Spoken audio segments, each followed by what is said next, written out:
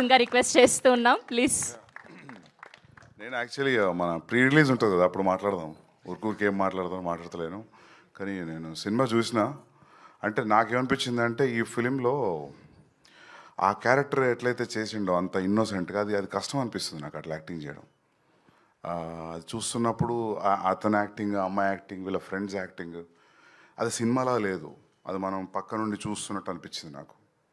అది నేను కథ విన్నా, అసెంబుల్ కట్ చూసిన. ఒక్కరోజు షూటింగ్ పోలేదు, అసలు వాళ్ళని ఎప్పుడు డిస్టర్బ్ చేయలేదు. నాకు మైక్రో మేనేజ్మెంట్ ప్రాబ్లమ్స్ ఉన్నాయి, మళ్ళీ పోయి వాళ్ళని డిస్టర్బ్ చేస్తానని చేయలేదు. నేను కథ విన్నప్పుడు ఎంత నవ్వినో సినిమా చూసినప్పుడు అంతకంటే ఎక్కువ నవ్వినా.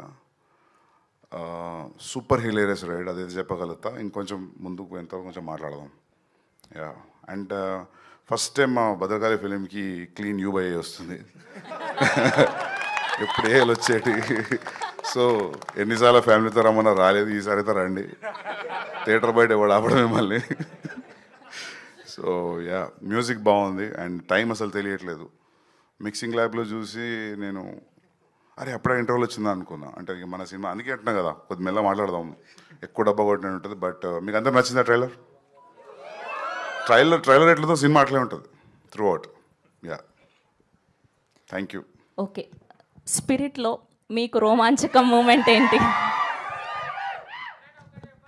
స్పిరిట్లో ప్రభాస్ సినిమా చేయడమే రోమాంచక moment.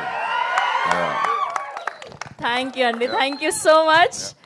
Okay, so we have a Q&A session with media. Suman Prabhas గారిని, హీరోయిన్ని, అండ్ అలానే మా